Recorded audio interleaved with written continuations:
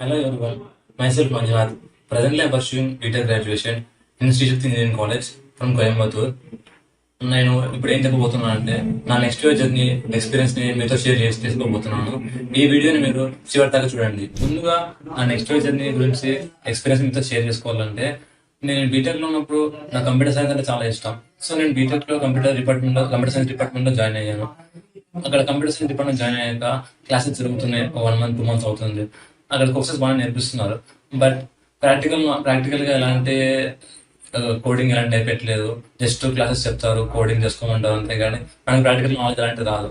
So ఆ టైంలో నేను మా ఫ్రెండ్ ఏదైనా బయట ఆన్లైన్ కోర్స్ చూద్దామా, ఏదైనా ప్లాట్ఫామ్స్ చూద్దామా, ఏదైనా ఫ్రీ హ్యాండ్స్ ప్రొవైడ్ చేద్దామా అని చెప్పి నేను మా ఫ్రెండ్ రీసెర్చ్ చేయడం స్టార్ట్ చేశాం.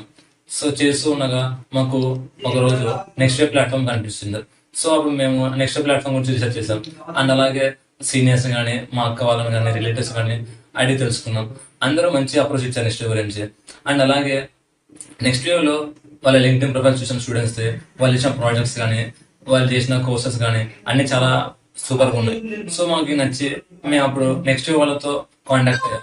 నెక్స్ట్ ఇయర్ వాళ్ళు కాంటాక్ట్ అయ్యాక వాళ్ళు మాకు చాలా బాగా రిసీవ్ తీసుకున్నారు. రిసీవ్ తీసుకుని మాకు నెక్స్ట్ ఇయర్ గురించి ఎక్స్ప్లెయిన్ చేశారు.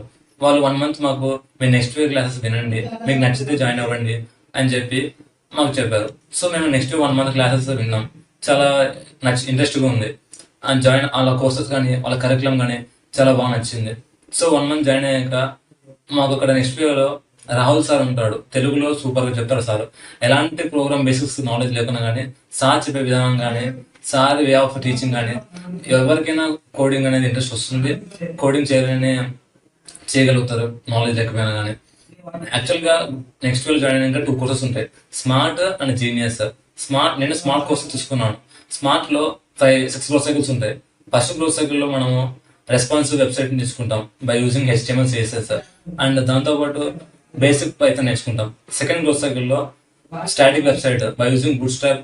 మనం ఒక వెబ్సైట్ ని తయారు చేయాలని స్టాటిక్ వెబ్సైట్ యూజ్ చేసుకుని బూట్ స్ట్రాప్ తో మనం తయారు చేస్తాం అండ్ పైథాన్ కూడా నేర్పిస్తారు. అదే థర్డ్ గ్రోత్ సైకిల్ లో by using Java script we can build static website with Java script and we can be actions any website.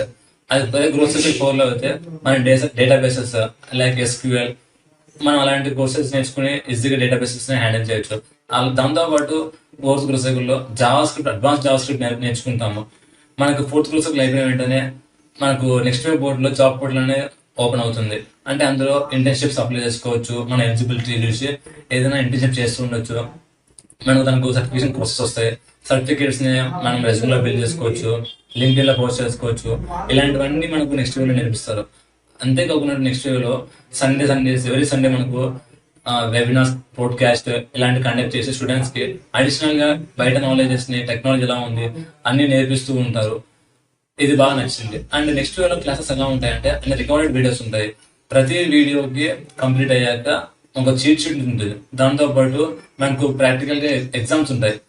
అంటే MCQs కానీ, ప్రాబ్లమ్ సాల్వింగ్ కానీ, ప్రాక్టికల్ గా కోడింగ్ ఇవన్నీ ఉంటాయి. ఇవన్నీ నేర్చుకున్నాం అనుకో మనం మంచి ప్రోగ్రామర్ గా డెవలప్ కావచ్చు. కాన్సెప్ట్స్ బాగా అర్థం అవుతాయి. బాగా చేస్తూ ఉండకపోతే అన్ని లాంగ్వేజ్ బాగా నేర్చుకుంటాం. ఇది నాకు నెక్స్ట్ ఇయర్ లో బాగా నచ్చింది. నాకు నెక్స్ట్ ఇయర్ లో బాగా నచ్చిన పార్ట్ ఏంటంటే స్ట్రీక్ మేనేజ్మెంట్.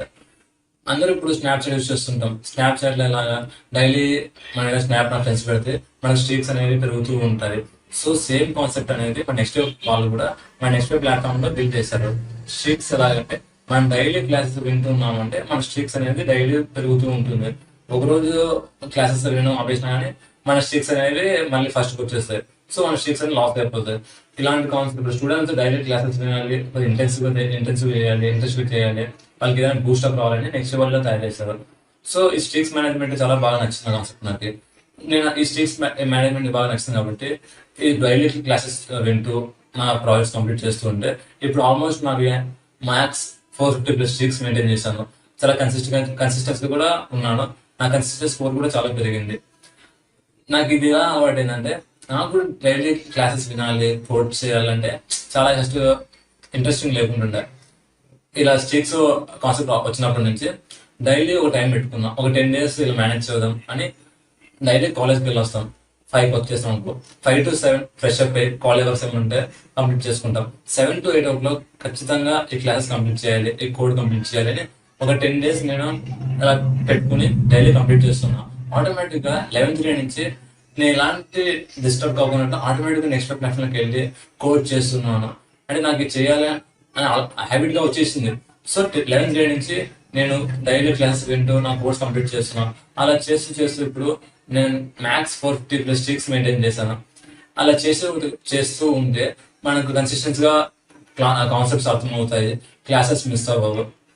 మనకు కూడా coding skills, creative knowledge, problems ఎలా సాల్వ్ చేయాలని ఐడియాస్ ఇంకా ఎక్కువ వస్తాయి. సో మీరు కూడా ఏదైనా మీ కన్సిస్టెన్సీ స్కోర్ని ఎలా పెంచుకోవాలి అంటే ఏం భయపడకండి. ఇప్పటి నుంచైనా స్టార్ట్ చేసి డైలీ ఒక 10 days ఒక టైం పెట్టుకోండి. 7 to 8 కానీ 8 to 9 కానీ ఏదో ఒక టైం, ఒక 1 hour ఫస్ట్ స్పెండ్ చేయండి. ఒక 10 days మీరు ఆటోమేటిక్గా చేశారంటే 11th grade నుంచి మీరే ఖచ్చితంగా ఆటోమేటిక్గా చేసేస్తారు. ఎలాంటి మీరు టైం పెట్టుకోవాల్సిన అవసరం ఉండదు. అది ఒక హ్యాబిట్ గా అవుతుంది. ఒక ప్రోగ్రామ్ కావాల్సింది కన్సిస్టెన్సీ మెయింటైన్ చేయాలి. అప్పుడే అతను ఒక ప్రోగ్రామ్ వచ్చి డెవలపర్ గా ఫామ్ అవుతాడు. సో కన్సిస్టెన్సీ మెయింటైన్ చేయడం వల్ల మనకు మన స్కోర్ పెరుగుతుంది. మన ఫ్రెండ్స్ కి మనం స్ట్రీక్ చూసుకున్నాం అంటే మన స్ట్రీక్ ఎక్కువ ఉండాలనుకుంటాం. ఇప్పుడు మనం జస్ట్ స్నాప్ స్ట్రీక్ పోతే ఎంత బాధపడతాం. అలాంటిది ఒక 100 days స్ట్రీక్ మెయింటైన్ చేసిన క్లాసెస్ విని ఆ స్ట్రీక్ క్లాస్ లో చాలా బాధపడతాం. సో అలా కాకూడదని డైలీ క్లాసెస్ వినండి, ఒక స్ట్రీక్ ని హ్యాబిట్ గా చేసుకోండి. కన్సిస్టెంట్ గా చేస్తూ ఉంటే మంచి డెవలపర్ గా అవ్వచ్చు. ఇది నేను ఫాలో అయిన మెథడ్. మీరు కూడా ఇలా ఒక 10 days టైం పెట్టుకుని చేసుకోండి. కన్సిస్టెంట్ చేస్తారు. కన్సిస్టెంట్ చేసేకపోతే కాన్సెప్ట్స్ ఎక్కువ నేర్చుకోవచ్చు, డైలీ హ్యాబిట్ అవుతుంది. సో కోడింగ్ మీద ఎలాంటి మర్చిపోకున్నట్లు బేసిక్స్ నుంచి గుర్తుకుంటాయి, బాగా చేస్తూ ఉండొచ్చు. ఇది నా నెక్స్ట్ వీక్ జర్నీ గురించి. నా వీడియో మీకు నచ్చినట్లయితే లైక్ చేయండి, షేర్ చేయండి, సబ్స్క్రైబ్ చేసుకోండి.